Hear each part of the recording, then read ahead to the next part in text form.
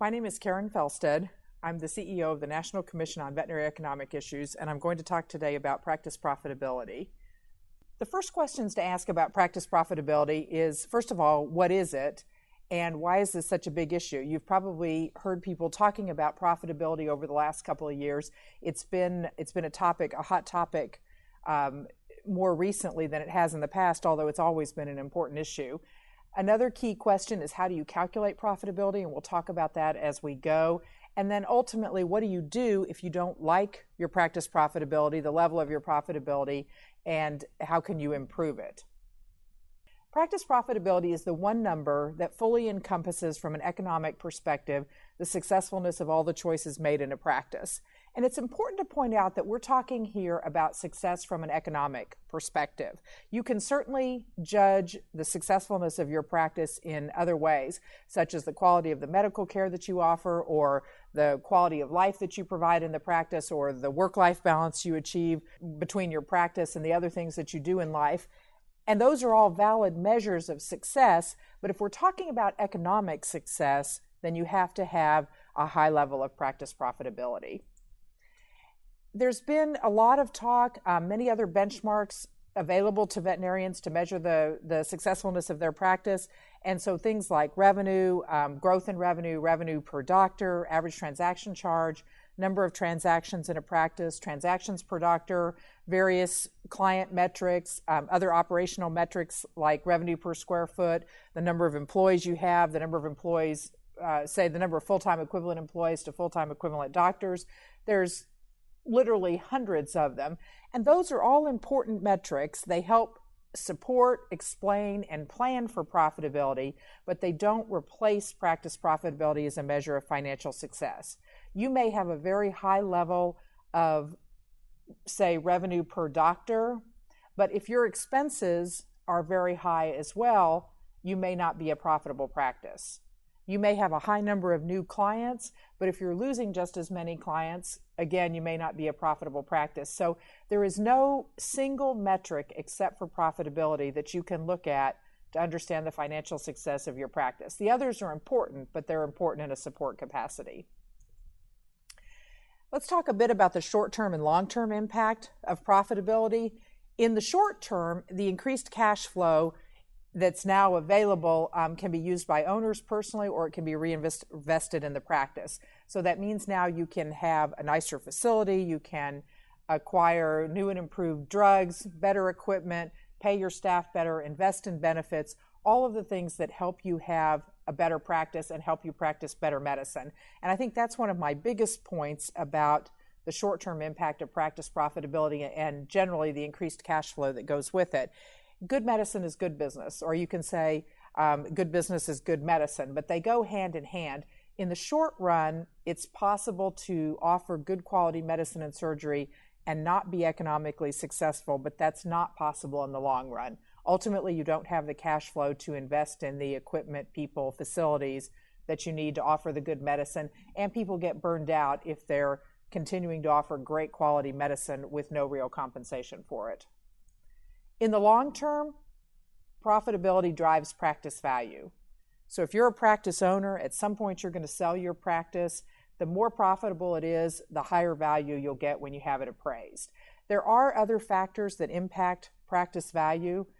However, nothing has the significance of nothing is as significant of an impact as profitability. So you simply must have a high level of profitability if you want to sell your practice for a high dollar value.